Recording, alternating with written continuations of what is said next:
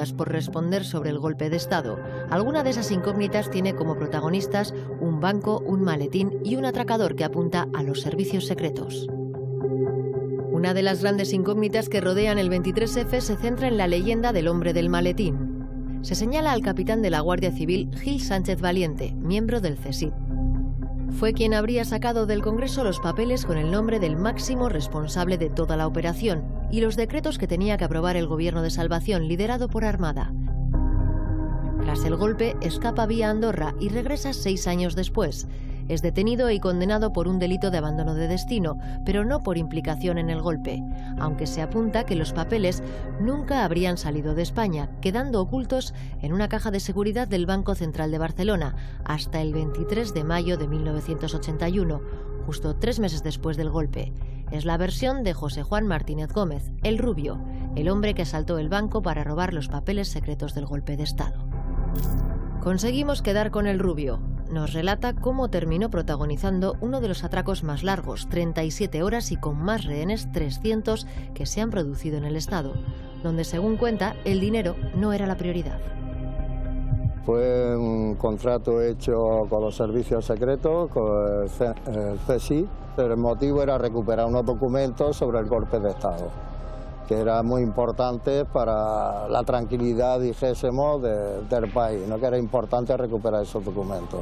Y más los fondos que nosotros pudiésemos sacar del banco.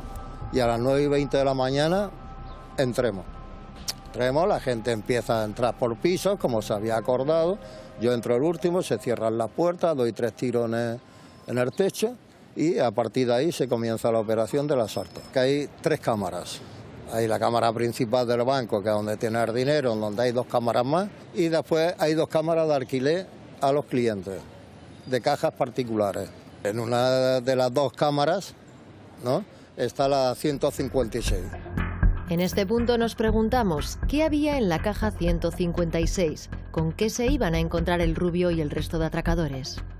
Lo que vi cuando los tuve en mi mano, la monarquía estaba muy implicada en el golpe de Estado. Un simulacro de golpe de Estado porque fue para quitar a los generales que más molestaba a la monarquía en aquellos años, para instaurar la monarquía con más fuerza, porque en aquellos años, tal como estaba el país, la cosa no la tenían muy clara. Había que dar un golpe de tensión, había que parar porque toda la gente estaba muy desenfrenada. Muchos atentados, muchas muertes militares, guardias civiles, policías, los militares muy rebotados y no olvidemos 40 años de mando de esta gente. ¿Me entiendes? Que no todo estaba ni con la monarquía ni por la democracia. Y entonces, claro, eliminó a los 3 generales y a un comandante de los servicios secretos españoles, que eran muy importantes. Una vez conseguidos los papeles, el Rubio relata cómo lograron sacarlos y entregárselos al enlace que tenían con el CSIC. Tras ser detenido, la prensa de la época recoge sus primeras declaraciones, en las que hablaba de que un hombre sin identificar le encargó en Francia que cometiera el atraco. Una versión que leyó en el Congreso el ya presidente Calvo Sotelo, aunque tras días aislado asegura que la presión y el miedo le hicieron cambiar de versión. Cambié toda la versión original y la que fue leída por el presidente del gobierno en el Congreso, el 28 de mayo. Los 7 folios que desaparecieron de las declaraciones primarias, que eso al final desapareció totalmente del sumario, donde se reconocía a toda esta gente que ya sabía cómo eso se pagaba, y entonces fue cuando cambié la versión. Que se investigó nada, yo corté la declaración, ahí se quedó todo.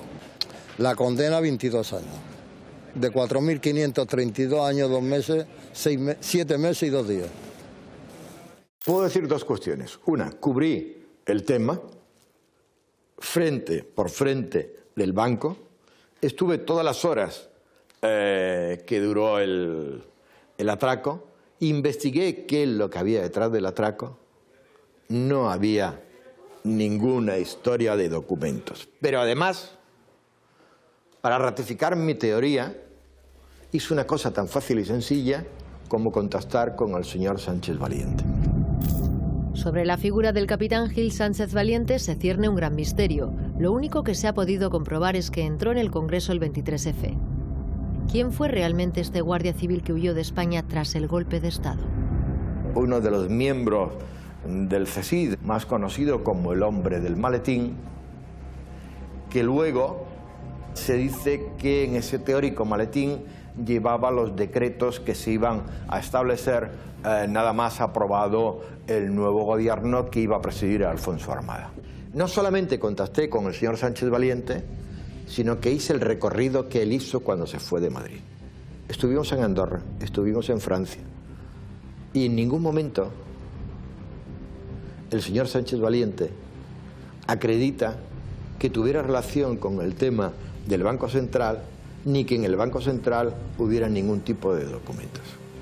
Yo desde el año 2009, que hago el primer documental, resulta que a mí no ha venido nadie a rebatir de lo que yo estoy contando es incierto o no aporto, ¿no?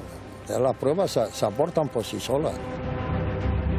Pero el caso del atraco al Banco Central de Barcelona no es la única incógnita que planea sobre el 23F. La Ley de Secretos Oficiales impide el acceso a información clasificada, a no ser que el correspondiente gobierno lo permita. Por ahora, y a pesar de los intentos de algunas formaciones políticas, toda la documentación permanece oculta. Lo mismo sucede con el sumario del caso. Es cierto que sobre el 23F aún queda mucho por conocerse. De hecho, hay muchos documentos clasificados que siguen sin ver la luz debido a la Ley de Secretos Oficiales. Durante su mandato como presidente del Congreso es cierto que se desclasificaron algunas de esas informaciones. ¿Qué destacaría de toda esa documentación que se conoce y qué es lo que puede quedar aún clasificado? Yo comprendo que para hacer un programa sobre el 23 de febrero conviene hablar de que hay aspectos oscuros, secretos. Yo creo que no hay. ¿No hay? No. ¿Y Mire, por qué no se puede conocer esa información? No, perdone. Hay una sentencia del Consejo de Guerra y una sentencia del Tribunal Supremo que lo aclaran. Siendo presidente del Congreso, repartí a los periodistas el acta. Les entregué los desperfectos que produjeron aquí los golpistas. En el Congreso de los Diputados no hay ni un solo documento clasificado y secreto. Esa es la realidad. Es verdad que puede darse la circunstancia de que en el juicio de las intenciones y de las interpretaciones de algunos hechos no haya coincidencia. Lo grave, lo importante lo sabemos. Lo demás creo que son minucias. Tras el asalto al Congreso, varias informaciones apuntaron a que el director de Seguridad del Estado, Francisco Laína, había intervenido en las conversaciones entre los golpistas y el exterior. El periodista Antonio Rubio tuvo acceso a una de ellas, la que mantuvieron el único civil procesado por el golpe, Juan García Carrés, y el teniente coronel Tejero. Nada se sabe del resto de grabaciones. ¿Dónde están las grabaciones que se produjeron durante el 23F? Porque toda la llamada externa al Congreso se grabó y todas las llamadas del Congreso al externo se hicieron. Tanto es así que en su momento publicamos las conversaciones entre García Carrés y Tejero, cuando Tejero estaba en el Congreso. Y García Carrés fue el único civil imputado y el único civil condenado. Por lo tanto, todo ese material forma parte de la historia de los españoles. Tenemos que saber definitivamente si el rey estuvo o no estuvo. Y la mejor forma de aclarar esa cuestión y de darle a cada uno el papel que realmente tuvo es desclasificar todos los documentos. La historia en este país debe conocer qué pasó y cuál fue el papel de cada uno. Si alguna vez se descubre todo esto y los secretos oficiales dejan de ser secretos y posiblemente pues no haya ningún tipo de responsabilidad, pero sería bueno conocerlo, sobre todo para que generaciones posteriores a la nuestra conozcan el papel de cada uno en todo esto, ¿no? Dice que se sabe más o menos todo sobre el 23F, pero cuando usted apunta a la mano del rey, se le echan encima. Lo que ya no se puede decir es que al rey le dieron un golpe. El rey paró un golpe que él había puesto en marcha. Si es que esto es así de simple. Él había puesto en marcha un golpe de gobierno, no un golpe militar. Precisamente para que no hubiese golpes militares.